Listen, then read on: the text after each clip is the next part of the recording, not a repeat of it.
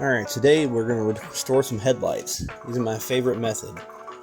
I'm going to use some lacquer thinner here. This is just regular old lacquer thinner from the hardware store.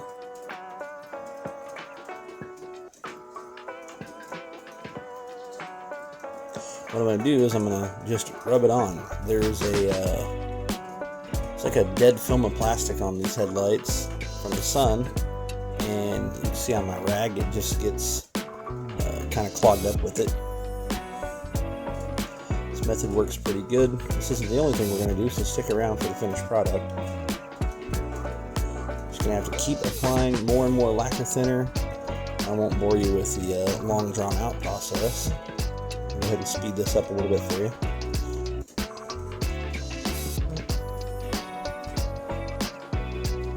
Just going to keep flipping the rag.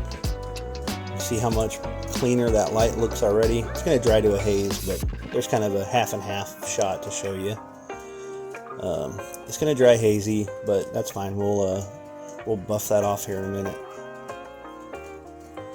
What we want to do right now is get all of that dead yellow off of there. It's just basically oxidized, rotten plastic. It's pretty minimal effort, not pushing real hard, just wiping away at it. Let the mineral spirits do their job, and switch to the other headlight. And kind of see a side-by-side comparo of getting rid of that yellow. Just gonna hit this one crazy too. Fun fact on car: if I got something that I just can't see and I'm too lazy to restore the headlights right then, I'll just wipe it down with alcohol. Looks like I got a little line of clear coat run that was on there before. I guess these lights have been re-cleared at some point, but they had completely fallen off and failed. What you're not going to see me do on this build here is what a lot of people do, is just buff them back. I mean, that lasts maybe 2 or 3 months, and then they start yellowing again because they're not protected from the sun. I had a fan in my shop running in here, so you couldn't hear my audio very well, so I had to re-record all this. Just using my pocket knife to kind of just lightly scrape off that extra clear coat that was there. It chips right off. It was pretty dead. Sometimes I use a power sander. You can see over up in the top left corner of the screen. It's a little random orbit to take down dead clear coat on these, just to speed things along.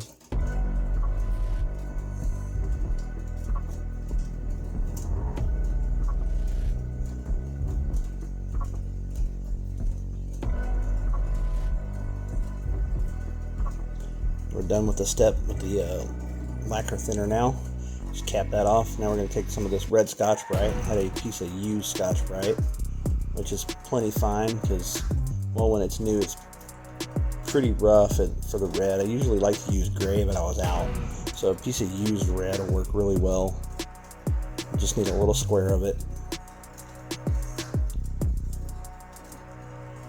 So we're just going to wet this with water, and we're just going to give it heck, basically go in all directions if possible. I'm doing a lot of left to right. I gotta come back and do circles here in a minute, but we want this even. We want it to be no more yellow, no more scratches. You want uniform buffed look to it. It's not going to be shiny, but when it's wet it'll be pretty see-through, but when it dries, you'll see here in a minute, it looks kind of crappy, but that's fine. The clear coat will take good care of that. Just going to keep working on it. Here in a sec we're going to wipe down and get a good look at it. You know, cleanish rag. Yeah, there we go. Starting to see it looking really uniform, clear. That haze, don't worry about that. It's just the sand scratches. The paint will actually fill that in.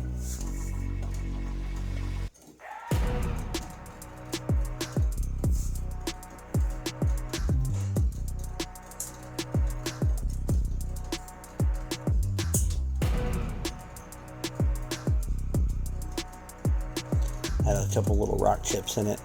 Hit it some more. The color, it's really nice and uniform, but because of those rock chips, I'm gonna hit those areas really extra to try to get rid of those pock marks in the lens that'll show up in the final product. These lenses have a little bit of crazing on the inside. It's kind of hard to see in video, but some like micro cracks. But there's nothing we can do about that. Let's move on to the other light. I'm gonna go ahead and knock this one out as well. Just doing the same thing we did with the other light. Watch for pock marks. Watch for that. I'm hitting extra where that clear coat was to get rid of any evidence of that it was over there, or my little scratches with my pocket knife, which once again I was at a very sharp angle, so I did not dig the blade into it, so it wasn't too hard to get it to be gone. I used Duplicolor 1K clear. This stuff's great. It dries hard, it dries really well, and it's chip resistant, and it likes plastic. It likes this polycarbonate. I don't want any paint on this rubber seal, so just going to tape that off real quick. I'm not worried about the underside of the light, but rubber and clear coat, it'll flake and it'll look weird. It'll just look bad, so I'm just going to tape off the seal real quick. You see that part sticking out from under the light when it's installed, so just a little bit of preparation on that. Nothing too crazy. Clean the bottom so when I get clear on it, doesn't clear the dirt in. Push it off the plastic on the seal. You can kind of see it drying out to a nice little black matte color, which once you hit it with clear, then it's shiny.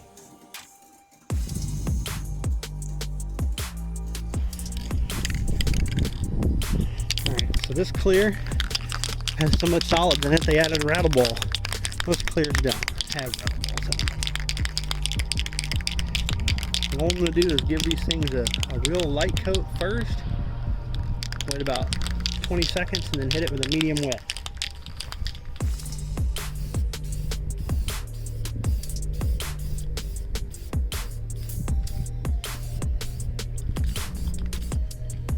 Already with the light coat, see the shine coming through.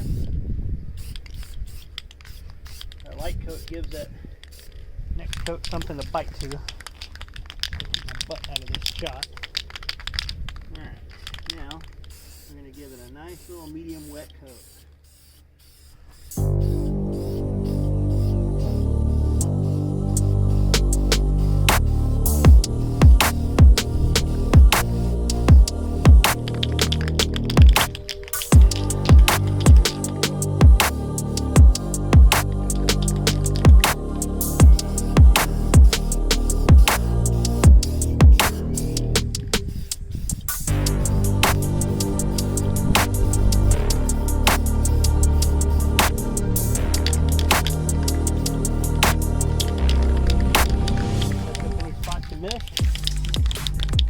Look at them suckers shine.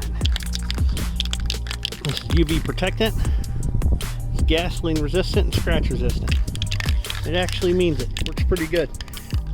These headlights will stay that shiny for probably a couple of years, and then you just sand them down again and try again, which is a lot better for just polishing them than just polishing them out. If you just polish them out, they last for, I don't know, 4 or 5 months. Alright, I'm going to give it a second coat.